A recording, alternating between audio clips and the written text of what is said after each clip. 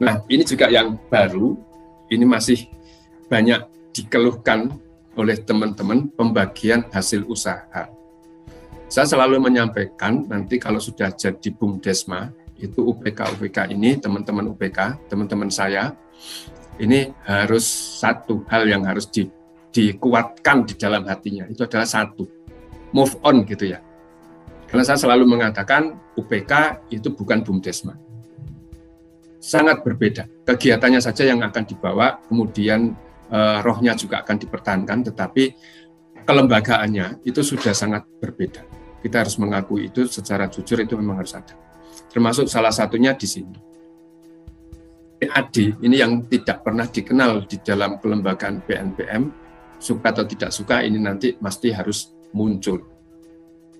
Sesuatu hal yang tidak ada di dalam BNPM dan harus muncul, inilah kadang-kadang menjadi sebuah fenomena yang mereka kadang-kadang merasa berat gitu.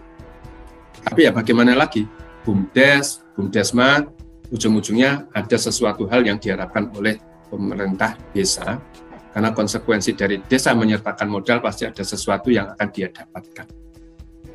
Yang kedua, ini termasuk salah satunya hasil usaha untuk penyerta modal. Di dalam pasal 73 ayat 2, tadi disampaikan modal BUMDesma berasal dari minimal 2, dari desa pendiri dan dari UPK. Tetapi jika dalam perkembangan sudah bisa berjalan, itu biasanya ada pihak ketiga yang menyertakan modal. Nah, pihak ketiga ini pun nanti juga harus disisihkan SHU kita untuk mereka-mereka yang menyertakan modal tadi. Berikutnya ini, Bapak Ibu sekalian, ini sesuatu hal yang hari ini lagi juga masih viral, rame gitu. Ini terkait dengan tata cara pembagian SHU. Tata cara pembagian SHU kalau kita cermati sebetulnya tidak ada yang baru. Yang baru justru pemerintah memberi ruang yang cukup longgar, cukup besar, ini terkait dengan persentase pembagian SHU ini tadi. Saat ini tidak lagi ada tata aturan baku yang menetapkan secara saklek gitu, atau secara nasional disempurnakan menjadi sama, seperti pada saat PNPM dulu. Nah, ini yang berbeda hanya di situ. Tidak ada pembagian persentase yang ditetapkan oleh pemerintah. Tetapi dalam hal ini hanya membagi kelompok-kelompok atau pos-pos yang harus terakomodir. Besaran persentasenya itu diserahkan kepada kearifan lokal masing-masing untuk menentukan. Ini akan menjadi lebih bagus karena kita akan tahu bahwa tidak semua UPK atau yang ketika nanti menjadi BUMDesma, ini modalnya sama. Modal yang berbeda akan berbanding dengan garis lurus dengan hasil usahanya. Semakin besar usahanya berarti hasil usahanya juga akan semakin besar. Nah, disinilah mungkin yang menjadi titik tumpu bahwa tidak bisa lagi diatur seperti pada saat PNPM dulu yang distandarkan secara nasional, tetapi hari ini sudah mulai diberikan ruang yang cukup bagaimana teman-teman yang ada di daerah itu nanti bisa mendiskusikan sendiri-sendiri, sehingga antar satu kecamatan dengan kecamatan yang lain itu boleh tidak sama. Kita bisa cermati di tahap pertama, di tahapan yang pertama, itu secara garis besar SHU-nya dibagi menjadi 2. Hasil usaha yang ditahan dan hasil usaha yang dibagikan. Nah, kalau langsung menuju ke tahap yang kedua, ada sesuatu hal yang menarik di sini. Ini sesuatu hal yang kemarin itu masih juga menjadi perdebatan sebelum Permen Desa 15 ini muncul, yaitu kalau seandainya BUMDesma ini punya kemampuan, punya peluang, dan punya potensi untuk membuka sebuah kegiatan baru, tetapi dia tidak punya kapasitas untuk masuk ke perbankan misalnya, untuk mencari pinjaman modal. Nah, tahap sebelum Permen Desa 5 kita masih tidak bisa menentukan dari mana duitnya. Nah, sekarang itu sudah dimungkinkan hasil usaha yang ditahan itu selain digunakan untuk pemumpukan modal, bisa digunakan untuk pembentukan unit usaha baru. Dengan satu syarat, dana yang diambil untuk pembentukan unit usaha baru ini tidak boleh mengganggu siklus dari perguliran DBM.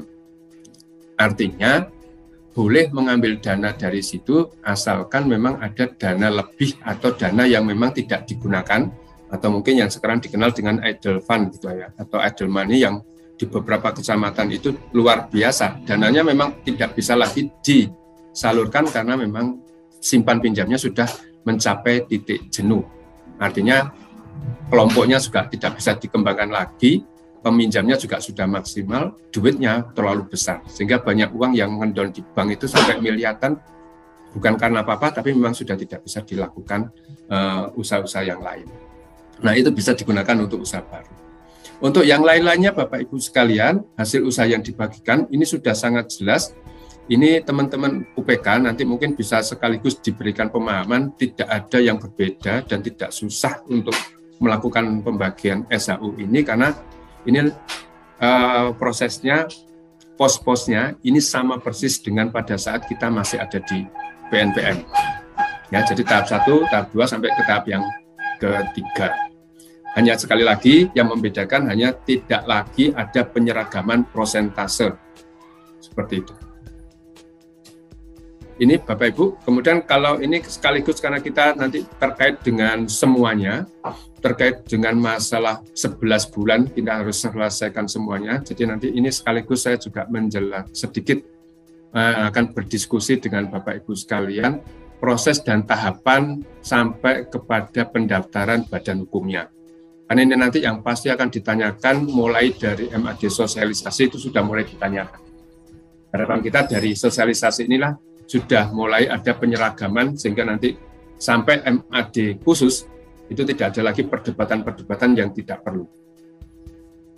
BUMDesma nanti akan dibagi menjadi 4 kategori. Setiap 1 tahun sekali, ini sudah diuji cobakan bulan kemarin. Ini terkait dengan nanti akan ada pemeringkatan BUMDesma mulai maju, berkembang, pemula sampai perintis seperti itu. Indikatornya ini yang digunakan untuk menentukan desa itu masuk di maju atau berkembang atau masih di perintis.